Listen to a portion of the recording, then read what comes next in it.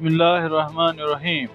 तामील इरशाद multi media में आपका खैर मकदम। मैं हूँ आपका मेज़बान नाज़िम नज़ीर। नाजरीन, जिस्मानी तौर नाखेज़ अफराद की मावनत के लिए सरकार संजीदा नहीं। दर्दपुरा लोलाब के अब्दुल लतीफ़ चौहान एक माजूर शख्स की हुकाम से दर्द भरी फरियाद अपनी बेबसी को बयान करते हुए बताया कि वो अपाहिज है।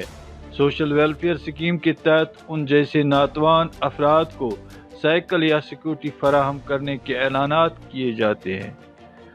2005 में सोशल वेलफेयर कुपवारा में फार्म जमा किए हैं, लेकिन 16 साल का अरसा गुजरने के बाद भी उसकी बेबसी की तरफ कोई तवज्जो देने की जहमत गवारा नहीं की गई।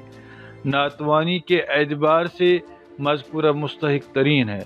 सरकार के लिए लम्हे फिक्रिया। उम्मीद है कि सरकार तवज्जो फरमाए। साहब, आपको क्या प्रॉब्लम, आप ऐसे चलते हो? ये क्या करेंगे, कैसे चलेंगे?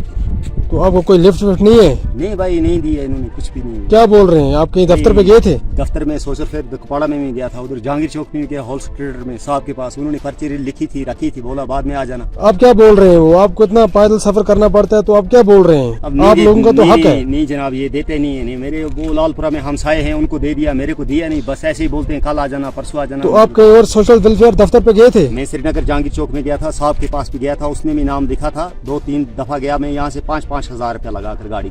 आप क्या बोल रहे हो? अब नहीं देते, वो बोलते हैं आ जाना, कल आना, बस नाम नहीं है, ये है वो है, बस ये। अब आप गवर्नमेंट से क्या क्या फरमाना चाहते हो? यही कहना चाहता हूँ, अगर मेरा हक है भाई, ये देने चाहिए। अगर हक नहीं है, जो बिल्कुल, अच्छा बिल्कुल, बंदा आप लोगों का होगा, हक है। वो टांग पर होगा, उसको स्कूटी मिली है, तो मेरे कौन सी गलती करता, मेरे को नहीं मिली।